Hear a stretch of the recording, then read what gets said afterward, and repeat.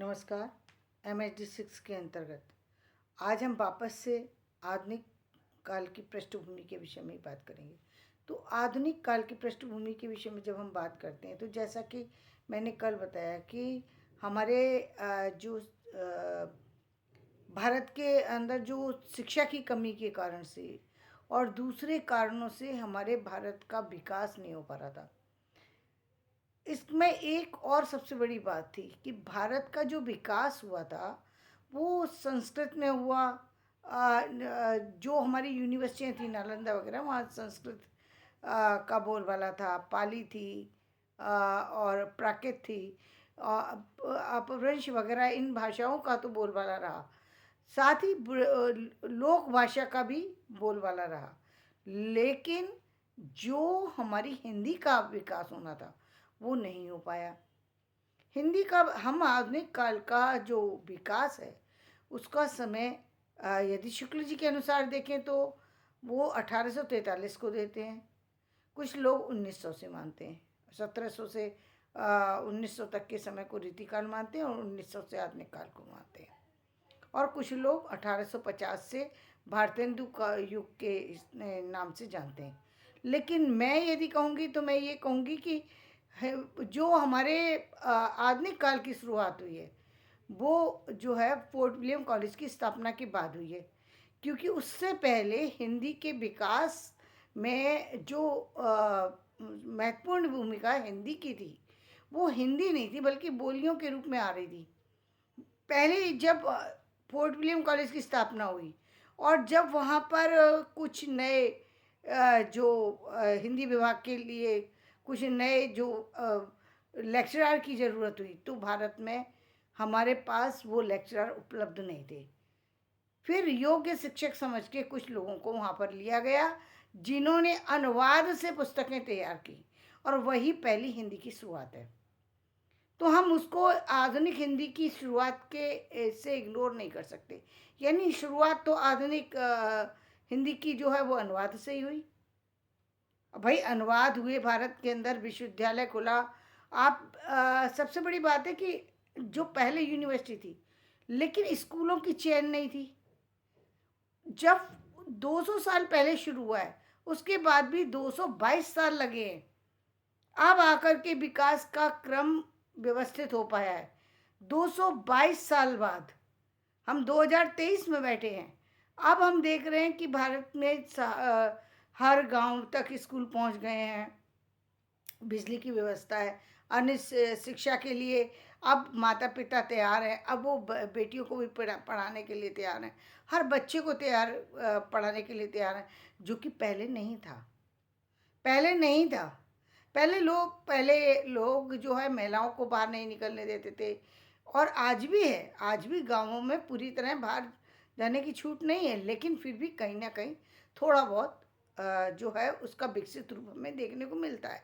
तो वो fort William college जो था, जो हिंदी के विकास की जब बात चलेगी और हम कहेंगे शिक्षा के विकास की जब बात करेगी तो और स्कूलों की चयन की विकास की बात करेगी तो उस समय हम कहेंगे कि वो ब्रिटिश साम्राज्य में खोला गया फोर्ट विलियम कॉलेज को हम भूल नहीं सकते। क्योंकि वो एक ऐसा कॉलेज था जिसके माध्यम से कि ये पता लगा कि भारत के अंदर हिंदी की पुस्तकें उपलब्ध नहीं हैं, अनुवाद करके पुस्तकें तैयार करवाई गई। जब अनुवाद करके पुस्तकें तैयार हुई तो वो पुस्तकों में पूरी तरह से जो हिंदी का रूप है वो भर करके नहीं आ रहा था।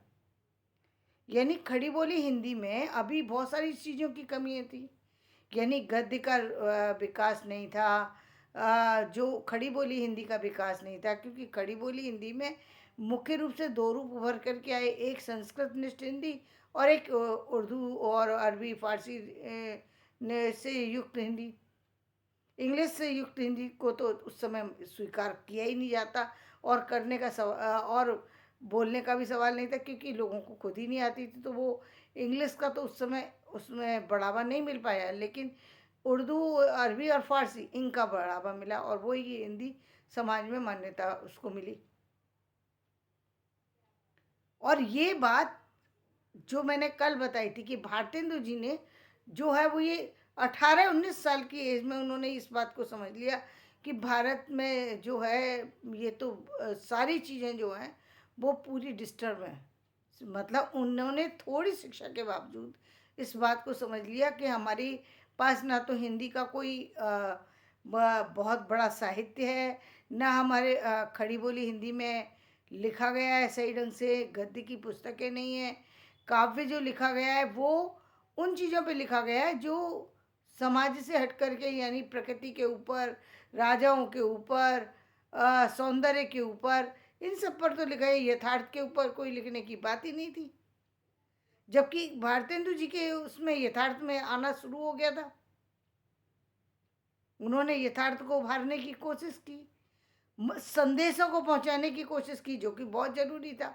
समाज के अंदर संदेश ही जब नहीं पहुंचेंगे, आखिर साहित्य का मुख्य कार्य तो यही है कि लोगों को जगाना। और साहित्य में यदि हम लोगों को नहीं जगा पाए, लोगों में जागरूकता नहीं ला पाए, तो फिर साहित्य साहित्य कहाँ है?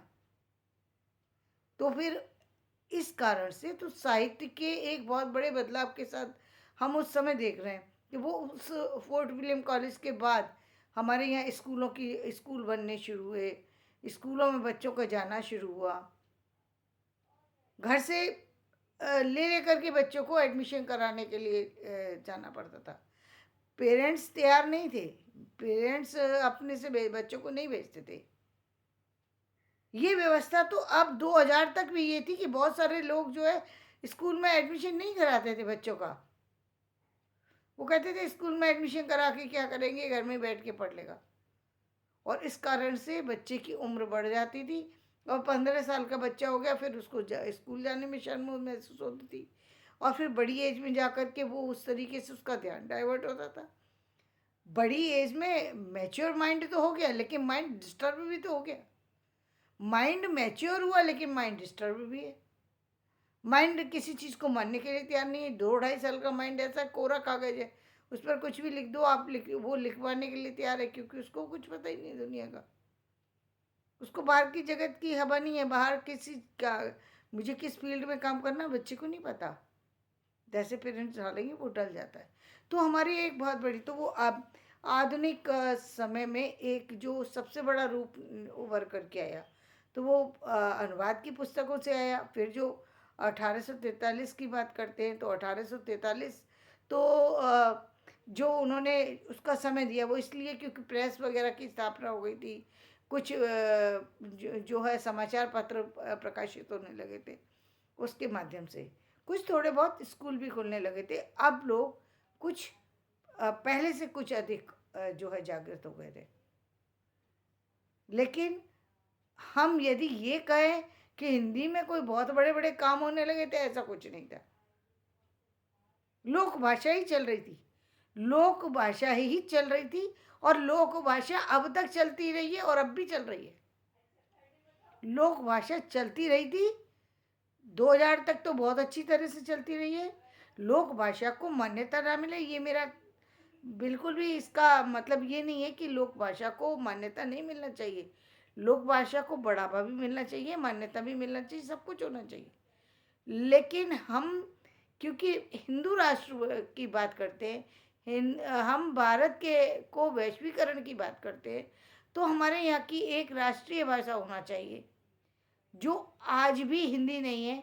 हिंदी को राष्ट्रीय मान्यता मिलना चाहिए, ताकि हमारे समाज में यदि उसको राष्ट्रीय मान्यता मिलेगी, तब उसका रूप वैश्वीकरण का रूप होगा, तब वो विश्व स्तर पर अपनी जगह बना पाएगी।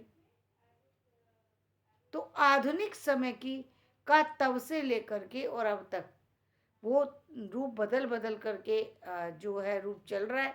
वो किस तरीके से चल रहा है, उसमें क्या बदलाव हो रहे हैं, कौन से वो कारण थे जिनके कारण से आधुनिक युग को बदलने में जो है वो बदलाव में जो है महत्वपूर्ण भूमिका थी, इसके बारे में चर्चा हम कल करेंगे। तो धन्यवाद। मेरा वीडियो पसंद आए इसे लाइक करें, शेयर करें और सब्सक्राइब करें।